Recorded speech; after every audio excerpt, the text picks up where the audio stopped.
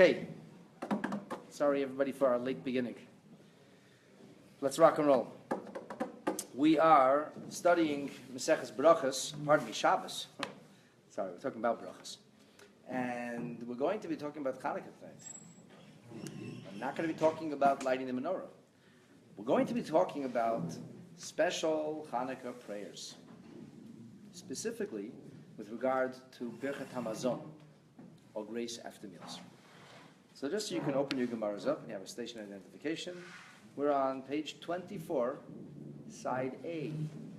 Second Shabbos, Daf Chav Daled Amud Aleph. About 5 lies down. The Gemara now begins a new topic. You got the wrong Gemara?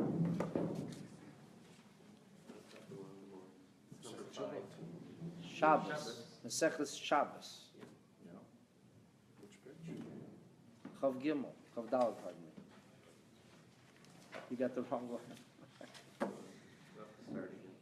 It's volume 2, probably. Okay, let's keep going here.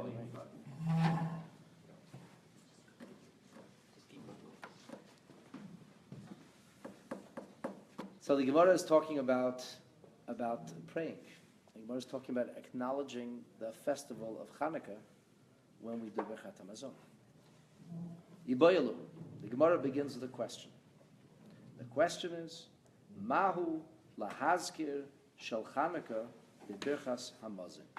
Should we be mentioning Chanukah when we recite grace after meals? Rashi explains. B'tfila pshitalan. When it comes to davening, it goes without saying. Shaharei lahalel ulahoida nikvu.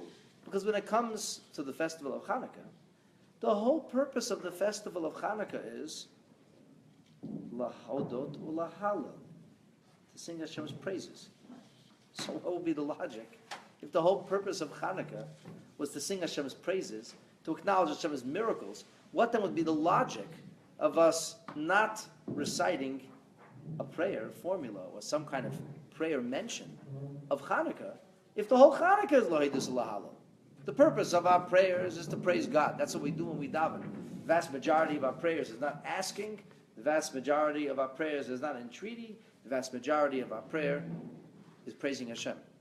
The entire preamble is praising Hashem, Sukkah de Zimra. And then we come to blessings of Shema. We try to elevate our consciousness. We accept upon ourselves Malchus Shemayim. As soon as we get to Amidah, which is the actual prayer, what do we start to do? We praise Hashem. That's how we begin every Amidah, every Shmona Esrei. We conclude the Amidah of the Shmona Esrei by doing what? Thanking Hashem. Now Chanukah is lahoida isulahalel, to praise and to thank. That sounds like a description of davening. That's a prayer description. So if Chanukah is lahoida isulahalel, if Chanukah is to praise, if Chanukah is to thank, it's self-understood that the prayers that are offered or recited on the days of Chanukah would be infused with a sense of Chanukah. That goes without saying. Rashi says, with regard to prayer, it's a given, it goes without saying. Because after all, as we mentioned earlier. Now Rashi here refers to the Gemara at the bottom of Daf Chaf Aleph. The Gemara asks, "My Chanukah. What is Chanukah? What are we celebrating anyway? What is the purpose and point of this holiday?" And I refer you back to the class about 25 classes ago when we studied this Gemara.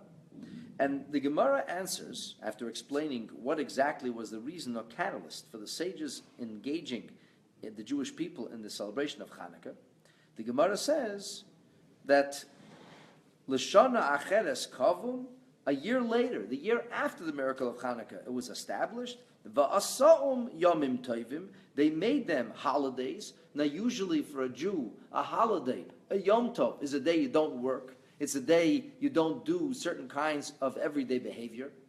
But on Chanukah, you can work. You can do all kinds of everyday behavior. You don't make Kiddush. So what does it mean, a Yom Tov? What makes these days good days or holy days, also known as holidays? What makes it a holiday? And the answer is, it's Yomim Tovim Bihalal V'Haidah. What makes it a good day, a holy day, a holiday? With Halal and Haidah. In other words, the way we make Chanukah special, this will come as a big surprise. It's not with latkes.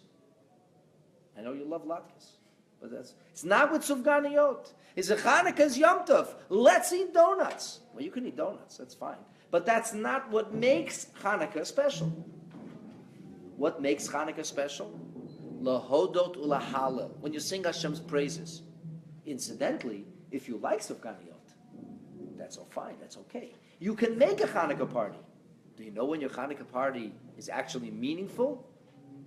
Says the Shulchan Aruch, if you sing Hashem's praises at the Chanukah party. If the Chanukah party becomes an opportunity to gather your friends or family and to speak of Hashem's miracles and to sing Hashem's praises, yes, then that can be a meaningful Chanukah party. A Chanukah party without a mention of God or holidays, without the Hallel and Haidah, is just an opportunity to gain weight and nothing else. It doesn't mean anything. From a spiritual perspective, it's nice to get there with family all the time, but it doesn't have spiritual value. It doesn't have Yiddishkeit value. It's bagels and lox Judaism, which is not the 614th mitzvah. That's what we had Hallel. Correct. That's where we add the Hallel. Now, common logic, says Rashi, is if the whole of Hanukkah was established, what makes it a holiday is Hallel and Haidah, is praise and thanksgiving.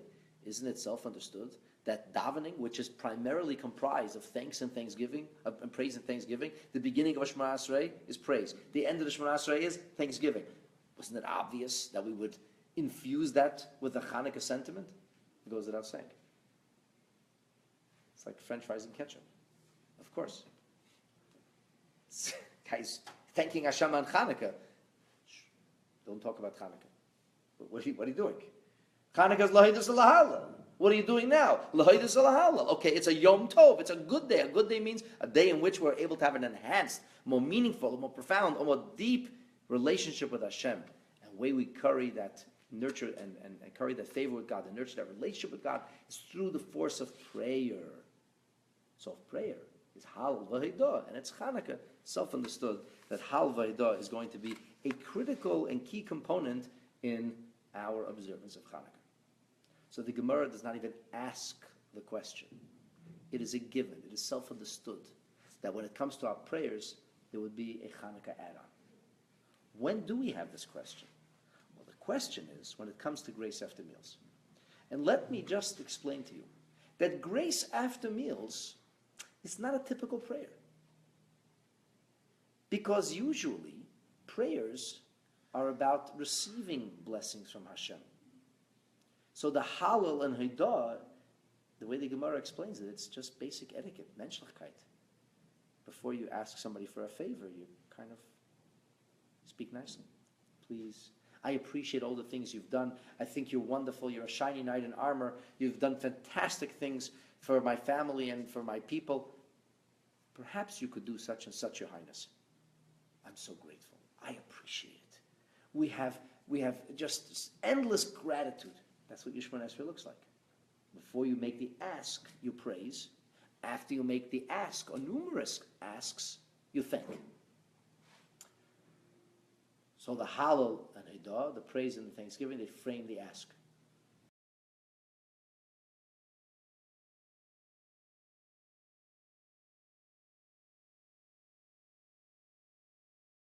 The only time you recite Birchat Hamazon is when you're fully satiated.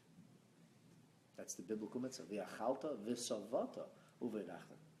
Do you know that the Rambam says that if you didn't drink while you ate, even if you ate a lot, you still don't make a bracha because hydration is necessary for to drink.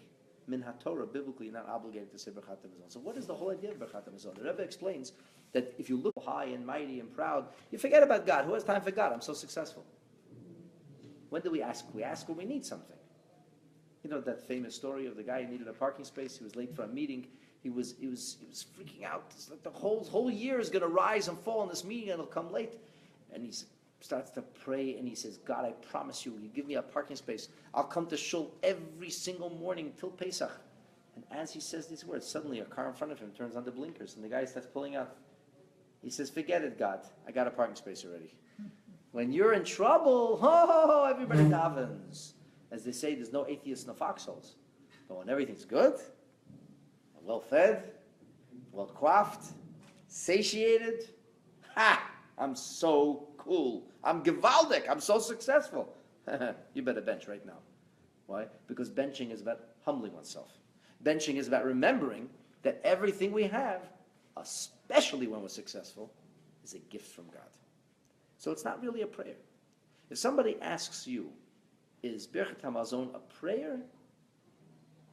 I'm not so sure the right answer is yes. It's a mitzvah. I don't know if it's a prayer. There is a mitzvah to daven. According to the Rambam, it's a biblical mitzvah. Rambam quotes our sages who says that every time we have the word v'avadatem, which comes from the root source eved, to toil, to work really hard, that this idea is avoda shebelev, that servitude of the heart. What is it? What is servitude of the heart? This is tefillah, this is prayer. The Rambam understands this to mean that biblically we're mandated to pray. Ramban very sharply disagrees with him in Sefer HaMitzvahs, and he brings all kinds of proofs that davening is of a rabbinic origin. And the resolution to the questions that the Ramban levels against the Rambam are really very simple. He says, Rambam never said it's a mitzvah to daven 3 times a day. He never said it's a mitzvah for us to follow this etiquette or order of prayer. The Rambam said it's a mitzvah to daven. Ramban parries back, it's a mitzvah to daven when there's a great need. To which Rambam's defenders respond, and what is a great need? It's a relative concept. You talk to a child who didn't get a certain doll, the whole world is melting. You talk to a teenager who didn't get the new phone when everybody else got it. He had to wait a whole 6 weeks. The world has come to an end. So should he daven? Oh, that's nothing. For you, it's nothing. For him, it's a big deal. So the moment you say big need, the word big and need are 2 relative concepts. And therefore, the Rambam says davening is always a mitzvah. Davening, every day a Jew should say, please God, I have needs. I have needs. I recognize it comes from you. But there's no mitzvah to make Birchat Hamazon, to say grace after meals every day. In fact, a person, in theory, could go by a long time without making grace after meals. If you didn't eat bread and you didn't experience satiation, this condition is also known as the Atkins diet, you don't make a bracha of Birchat Hamazon. Plain and simple. You're always hungry. You didn't eat bread. You don't make the bracha. I understand rabbinically we have all these ideas that you should nonetheless make a bracha. But this really is the question. So according to Rashi, this is a really, really, really big question.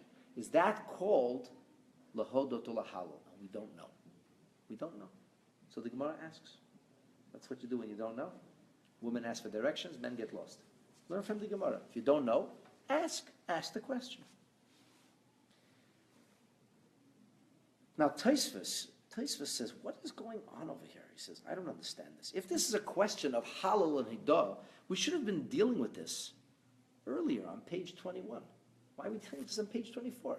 We just went through pages of discussions of how you light the menorah, where you light the menorah, when you light the menorah, how, who. What are we talking about? Prayers all over again. If this is an issue of lahodot to lahalal, and it was self-understood, the mic was not the whole time? Gewaldig. So nothing's recorded.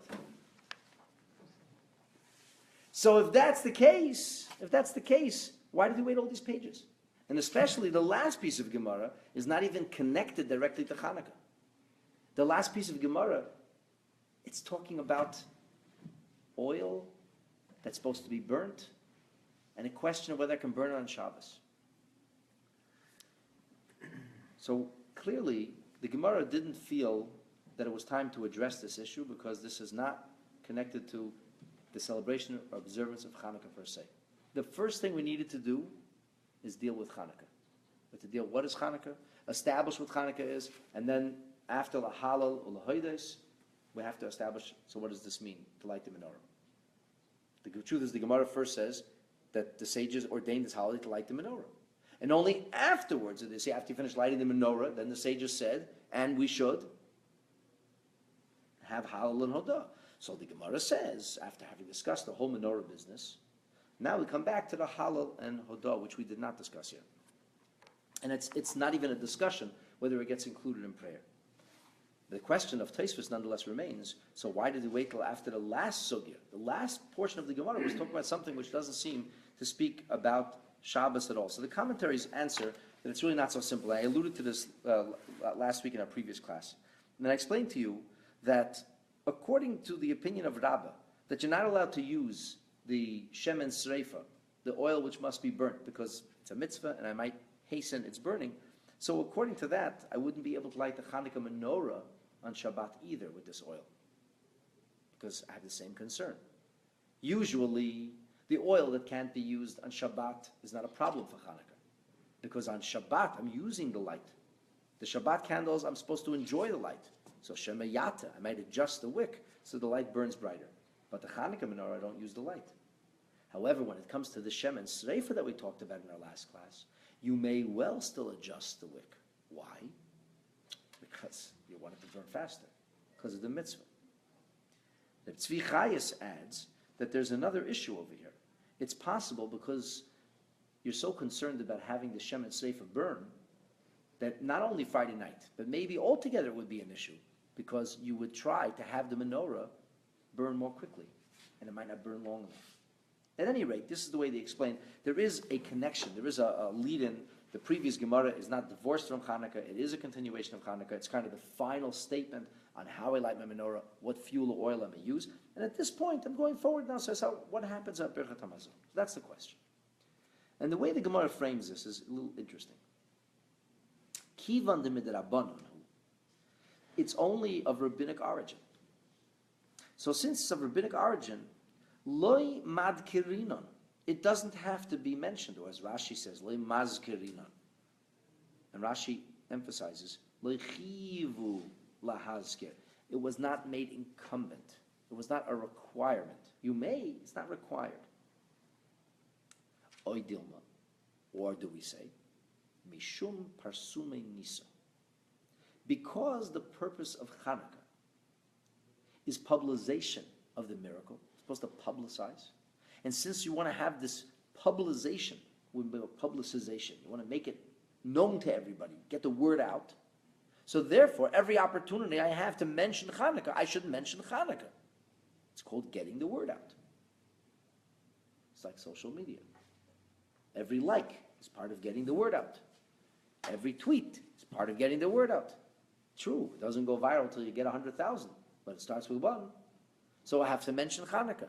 I mention Chanukah. I daven, I mention Chanukah. I light the menorah, I mention Chanukah. I keep mentioning Chanukah, so I talk about Chanukah. I talk about Chanukah. It's an issue. It's something which is part of the currency of every conversation and every endeavor. So that helps promulgate the miracle, the story of Chanukah, and which has been very effective, because here we are, almost 22 centuries later, and we're still talking about it.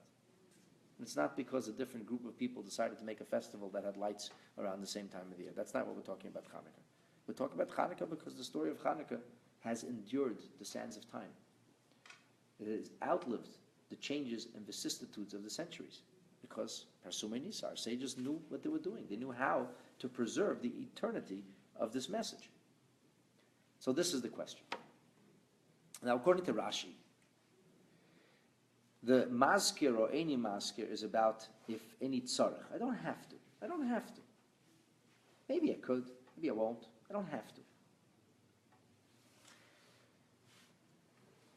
And according to the commentary that Rashi continues to share with us, he says, in tefillah, in prayer, this is included in the bracha called hoda'ah, the blessing which is known as thanksgiving. We have a blessing we recite thrice daily in our Shemona Esrei of thanksgiving.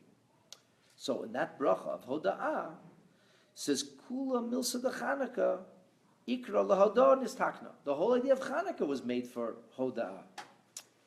So if the whole idea of Chanukah was made for hoda'ah, it makes sense that at a time when I'm saying thank you, that I would be saying thank you for Chanukah too, if it's on Chanukah. It just makes good sense. And since that's the way we are mefarsem, since that's the primary vehicle through which we're going to promulgate and we're going to spread this message, it makes sense that I would do it that way. The Tosfos has a very different approach. The Tosfos says, it's about Parsumei Nisa, right? So if it's about Parsumei Nisa, says Tosfos, it's about a public thing. Now when it comes to prayer is thanksgiving. But what's the right way to pray? What's the right way to pray? in public, with a minyan. That's the right way to pray, if possible. If a person doesn't have a minyan, you daven anyway. But the right way to pray is with a minyan. A lot of people don't know this, but in Shulchan Aruch it says that somebody who doesn't come to shul on a daily basis is not a good neighbor. That's not a State Farm commercial. Shachan Tov is description of our sages. That's how our sages describe a Shachan Ran, a Shachan Tov, a good neighbor, bad neighbor. Like, it's important to be involved in shul, not once a year, or 3 times a year, or once a month, or even once a week. Really, you're supposed to come to shul. That's the truth. Giving you the unvarnished goods. I know it's not making anybody comfortable here, but I'm telling you what it is. So prayer is always done publicly. And because prayer is something we try to do publicly, and because parsume nisa, or publicizing, getting your message out, involves a public, it's French fries and ketchup. It's a match made in heaven. Davening is public. Chanukah is public. 2 publics, they mix. Birchat Hamazon, there's no mitzvah to go get a minyan to do Birchat Hamazon.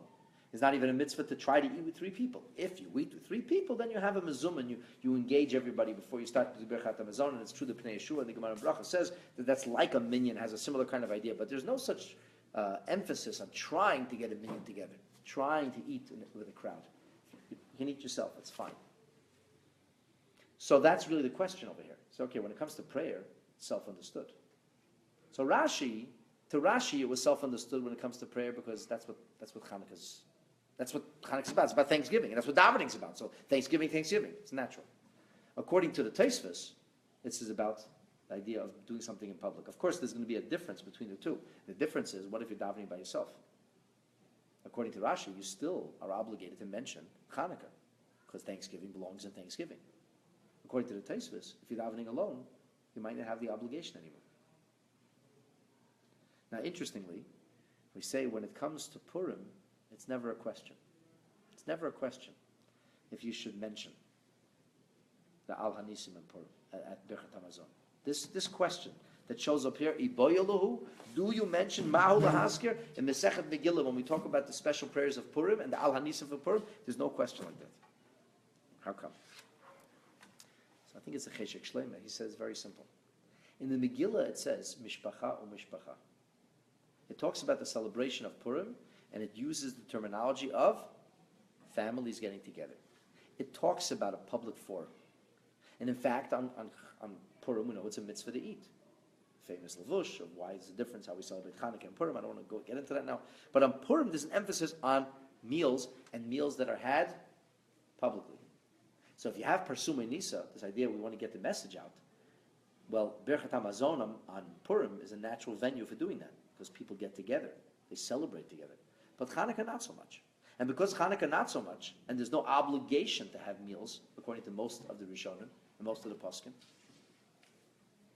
the Rambam does hold you have to have some kind of Chanukah meal. But according to most of the Poskim, you don't have to have a Chanukah meal. And in fact, the Shulchan Aruch says, if you sing Shidduch V'Tishbachos, if you're going to make a Thanksgiving focus on it, then it could be a mitzvah, then it could be something. So from that perspective, it's not really a question if Purim should have Al Hanisim included in the Birchat Hamazon. It's self-understood. It's natural. It fits like davening fits. But on Chanukah, not so. So this is the question. If it would be a biblical mitzvah, it's not even a question. It's a biblical mitzvah. It's a biblical day. It doesn't matter what the purpose of mentioning this day is. This day is rife with special, holy, biblical energy. Of course, it must be mentioned every time we engage in a prayerful formula or a formula of a blessing. But according to the fact that Chanukah is rabbinic, and the rabbis ordained it with a specific purpose in mind, namely that we should be doing Thanksgiving, what connection does that have with the idea of Birchat Hamazon? That's the question the Gemara has. Or do we say no? That was the purpose. That's what the sages meant. Utilize every opportunity to get the message out. Omar Rava says, Omar Rav Sechaira, Omar Rav Huna. Rav Sechaira taught that Rav Huna taught that the answer is Eino Mazkir. What does Eino Mazkir mean? You don't have to mention. When Rashi explains Eino Mazkir means you're not obligated. You're under no duress, no obligation. Ve'im bola haske. What if somebody says, but I really, I feel such a Chanukah, I'm so jolly, I feel like in the Chanukah spirit. How can I do b'chata mazon when I mention? Okay, he says, no problem. Ve'im bola haske, if you want to. Maskir b'hoda'ah. Hoda'ah, says Rashi, is birchat ha'oretz. That's the second blessing of the 4 blessings. This is the bracha of Noida L'cha Hashem Elokeinu. Noida means we think. So when there's a bracha that talks about thanks, that's where you insert the mention of Chanukah. Now here we have a very interesting understanding that's being conveyed to us. And the interesting understanding is, were it to be obligatory, it would be included where all of the other obligatory mentions are included. The obligatory mentions are included not in the second, but in the 3rd blessing, in the blessing which finishes Uvenei Yerushalayim. That's when we talk about the Chagim, that's when we talk about the festivals, that's when we mention Shabbat, that's even when we mention Rosh Chodesh, and we'll talk about that in a moment. But Chanukah and Purim do not get mentioned in the 3rd blessing, but rather in the 2nd blessing. As Rashi would tell you, of course, it's a natural match. Nodelecha is a blessing, a formula of thanksgiving. Ve'al hanisim is a formula of thanksgiving. You're not obligated to mention Chanukah. It doesn't have to come up in your Birchat HaMazon, but it's self-understood that if you're going to mention it, you'd like to mention it. When you're saying Nodel Lecha, I'm thanking you, God, that's when you should mention Chanukah too. That's how the Gemara answers the question. The Gemara now records an actual happening. Rav Huna bar Yehuda, Rav Huna the son of Reb Yehuda, Ikla lebei Rava. He came to the house of Rava. Savar la'ad kurei bebonei Yerushalayim. They didn't have a siddur. They didn't have a text to read from. So he thought the right thing to do. That's what he was told. This wasn't already canonized as what you do. The right thing to do is he's going to mention it in Bonei Yerushalayim. That's where you mention Shabbat. That's where you mention the Chagim. That's where you mention Rosh Chodesh. He'll mention Chanukah there also. Amar Lu Rav Sheshes said to him, no, you make a mistake, he says. That's not what you're planning to do right now, is actually not correct according to the prayer etiquette. Why not?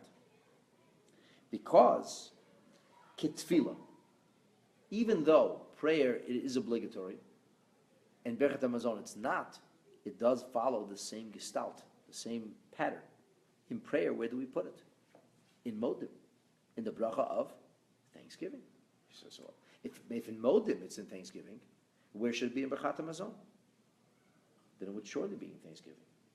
In the bracha in the tefillah, where it's actually obligatory, we nonetheless relegate it to the thanksgiving. We don't say it in the blessing prior to thanksgiving, the way we mentioned the Chagim.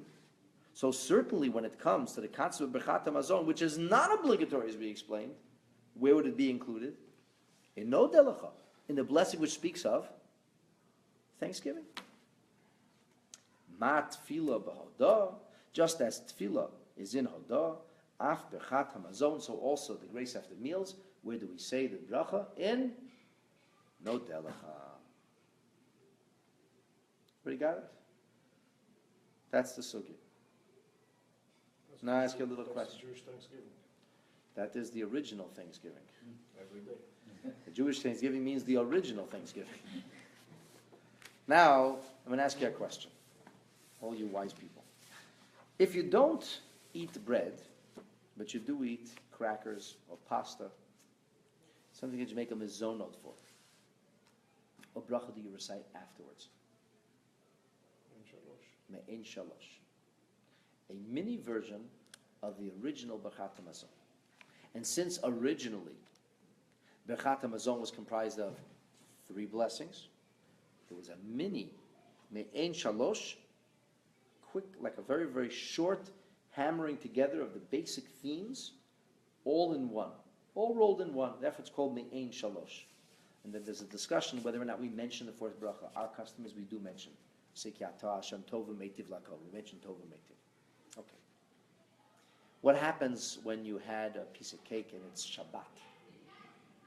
When you say your Al Hamichya, what do you say? You mention Shabbos. What do you say? Uritzei v'achlitzenu b'yom HaShabbos hazeh. What if it's Rosh Chodesh? Zachreinu l'tova b'Rosh Chodesh. And so it is with Pesach, with Shavuot, and with Sukkot, Shmini Atzeres HaChag hazeh. How about on Chanukah? Chanukah. You have a piece of, forget a piece of cake. You have a donut. Many donuts. And now you have to make a bracha. You're so happy. You feel so satisfied.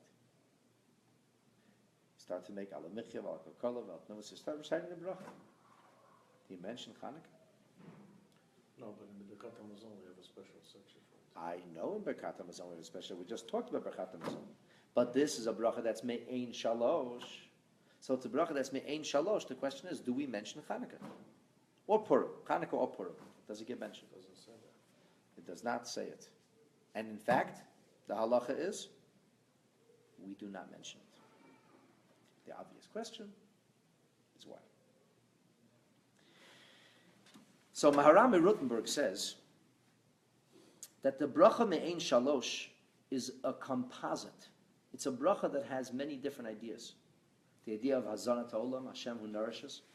It's a bracha that includes V'nodelecha, and it's a bracha that also includes the idea of Uvnei Yerushalayim. We see from the Gemara that when do you recite at what point in the Birkat HaMazon do you mention Chanukah? At what point? In which blessing? In Nodelecha. Nodelecha has a single voice. There's a single theme. And the theme is Hoda'ah. The second blessing is not as the third blessing, Uvnei Yerushalayim. The blessing of Rachim is not a single theme. It has multiple themes. It has Yerushalayim. It has Beis HaMikdash. It has Malchus Beis David. It has thanks. It has acknowledgement. It has entreaty. It has prayer. It has requests. It's a composite. It's a complicated bracha. And in that complicated bracha, we also mention on Shabbos, Ritzei Hashem Elokeinu. We say a special bracha on Shabbos. And our bracha on Shabbos is also complicated. We thank Hashem for the gift of Shabbat. We acknowledge the beauty of Shabbat. We ask Hashem that Shabbat should be meaningful for us. We should enjoy and appreciate the serenity of Shabbat. And the same is true with Ya'alav Yavo. Ya'alav is a prayer. It's an entreaty.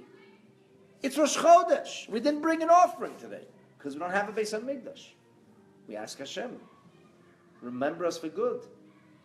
We should be thought of favorably. We should hasten the arrival of Mashiach ben David. It's a complicated prayer. It has acknowledgement, it has thanks, it has entreaty. The bracha of Al Hanisim, what's in it? It's very simple.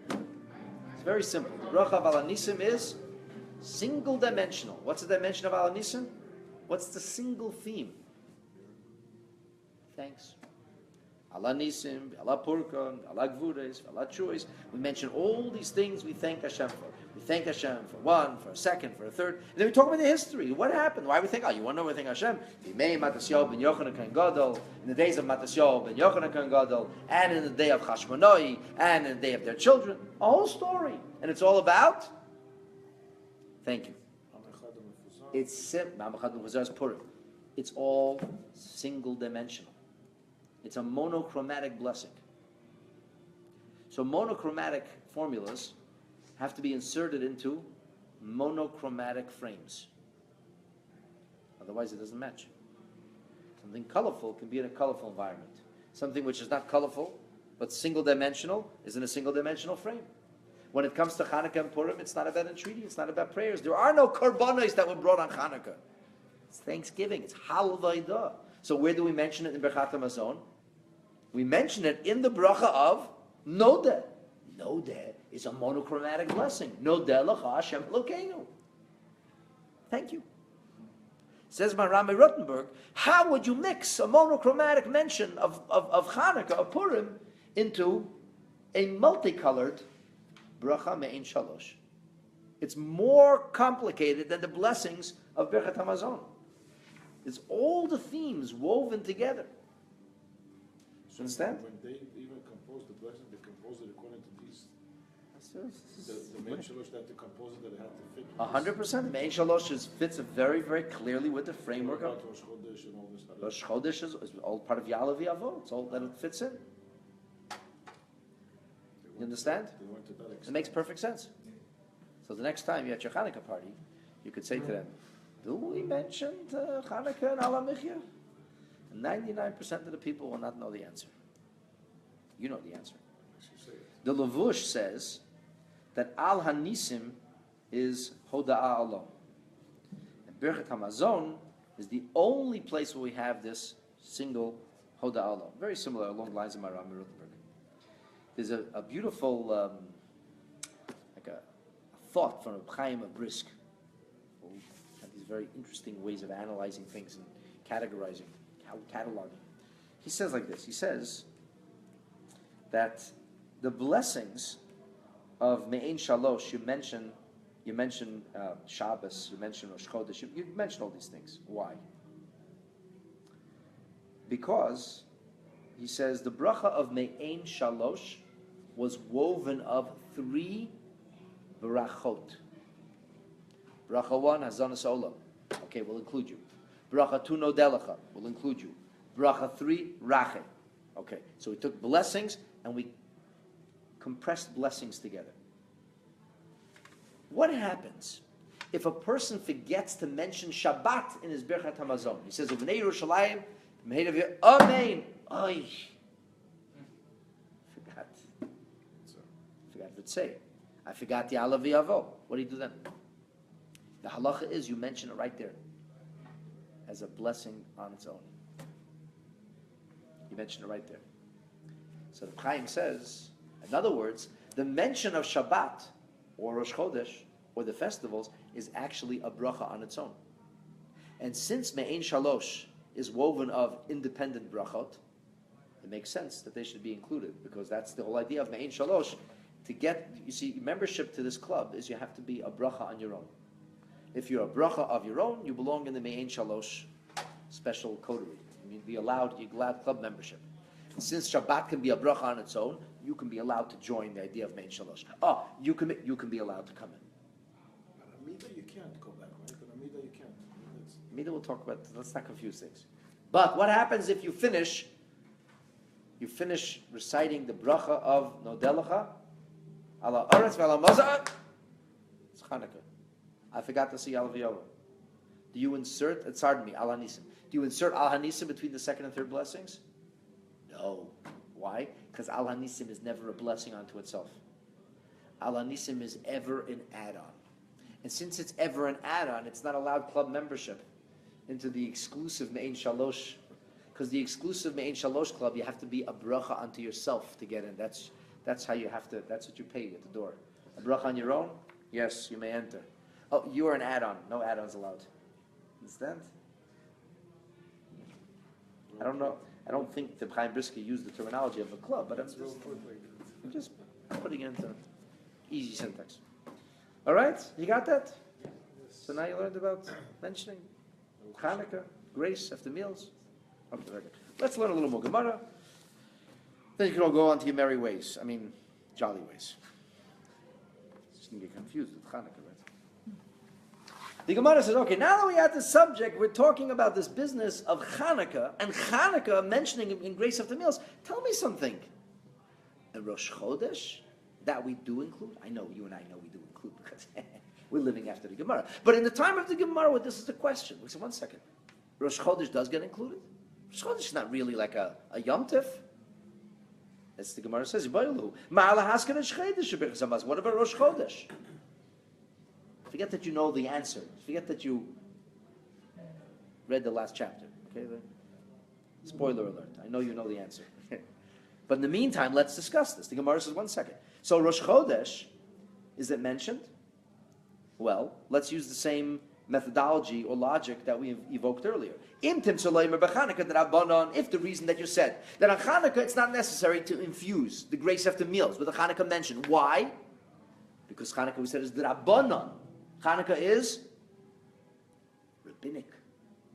Well, if the reason that Chanukah was not obligated is because Chanukah was rabbinic, then what happens to Rosh Chodesh, which is not rabbinic but rather Biblical. It's the first mitzvah we got, for heaven's sake. HaChodesh Hazeh Lochem Rosh Chodashim. The very first mitzvah we ever received was the mitzvah of Rosh Chodesh. Of course it's biblical, but it's not even a question.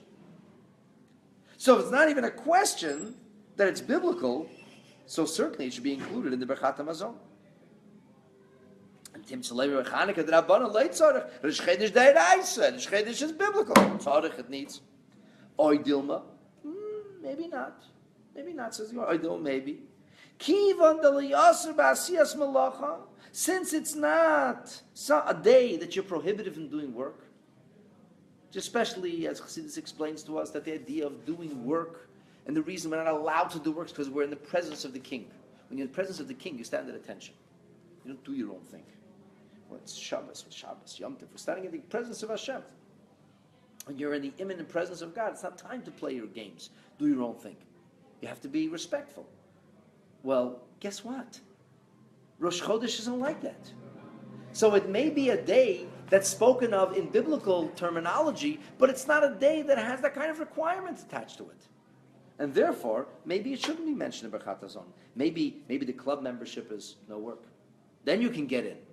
If you're just like a biblical day, but not a biblical day that's really a Yom Tov, that's a different story. So that's the question. That's the two sides. That's the debate. This is the two ways to look at Rosh Chodesh. Is Rosh Chodesh more powerful than Chanukah because it's biblical? Or is Rosh Chodesh really the same as Chanukah because both of these are not really Yamim Tovim? They're not really holidays. So Rav said, Mazkir, we should definitely mention it. Definitely mention it. What kind of questions then? Rabbi Chanina said, no, any Mazkir. Omar Rav Zrika, Nekoit Rav Biyadcha. Rav Zrika said, listen to me. Go with Rav. Go with Rav. I know Rabbi Chanina is older, but Rav is a master of halacha, especially when it comes to the ritual. Stick with Rav, that's all. The koi Rav the koi biyadcha Rav. The koi Rav Oishia Kavasei. How do we know? Because Rav Oishia also followed this same approach. The Tani we learned in a Braisa. Rav Oishia's Yomim sheyesh bahem korban musaf. Days in which there is an additional offering brought in the Beit HaMikdash. Which days are that? Going, for example, Rosh Chodesh, Cholo Shel Moed, Arvit, V'Shacharit, Umincha, evening services, morning services, afternoon services, Mitpalel, Shmona Esrei, Aydaven Mayamida, V'Omer, and I say, Mi'ein Me'ura Ba'avoda. I speak about the Beis HaMikdash. I speak about that extra korban, that extra offering, when I ask Hashem to restore the Beis HaMikdash, which is the blessing prior to the Thanksgiving blessing. That's the restoration blessing. Bring us back our temple. V'im lo yamar, and if he didn't say it there, machazira. Chazira means if you remember it after you say Machzir Shechinat Holet Zion, say it right there. If you didn't remember, you say it, you insert it later, or you go back and say Shemona Esrei over. And you see. Ve'ein behem kedusha al hakos. There's no kiddush on Chol Shel Moed. There's no kiddush on Rosh Chodesh, but there is a korban. So it's not a Yom Tov. When you make kiddush, you sanctify the day. That's the mitzvah of Zachar es Yom Shabbos. And we understand that just like you have to remember Shabbat Zachar at Yom Shabbat means Zachareu b'dvarim. You have to use your words. You have to recite a formula. You have to invoke holiness. That we also, our sages tell us the same applies to every Yom Tov as well.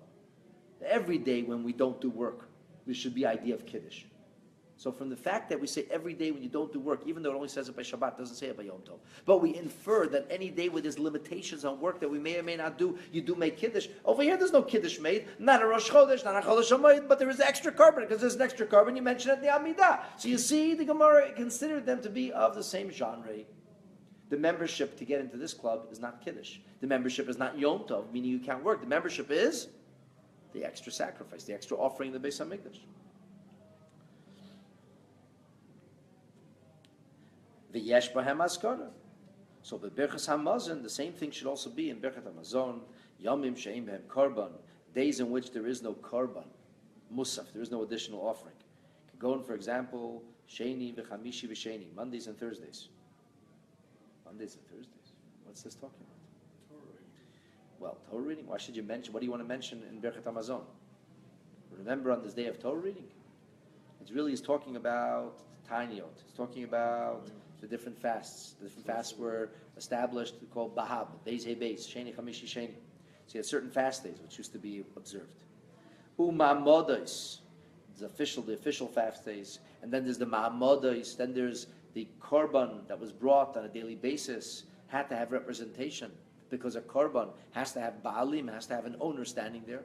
And since this is brought on behalf of the entirety of the Jewish people that work great in the Midbar, in the desert, in the Mishkan, with Moshe Rabbeinu and Aaron, you can bring the whole Jewish people. But how are you going to get the whole Jewish people to spend time in Yerushalayim? Somebody's got to work also. Everybody will spend the whole day in the Beis HaMikdash. That's only 3 times a year. So what's the answer? The Jewish people select from amongst themselves special representation. And there were people called Anshe Maimed. These are people who represented the rest of the nation. They would travel to Yerushalayim every week, a different group of people. They would spend those days praying and fasting and studying Torah. And they were at the Korban. And they became our proxy, our power of agency. So Sheni, the Gemara says, Sheni v'chameshi v'sheni ma'avin etayim. What kind of Monday and Thursday? The Gemara says, Sheni v'hei beis, so tiny, so ma'amodes. We're talking here about the fast days. We're talking here about the amodes. And we say Avis, v'shachris, u'mincha, the evening service, the morning service, the afternoon service, mispal shmona asrei, Yisei Shmona Asrei ve'omer me'ein ha'ma'ura b'shomeya tefillah. We do speak about the day in a special prayer called Shomeya Tefillah. That's why we say prayers like Anenu, or on Tisha B'Av Nachem. Now Nachem is in Bnei Yerushalayim, sorry. Anenu. Ve'im lo yomar, but if it wasn't recited, ein machzirne, so you don't make him go back. Many remove the next few words. There's no Kiddush ala kos, because it goes without saying.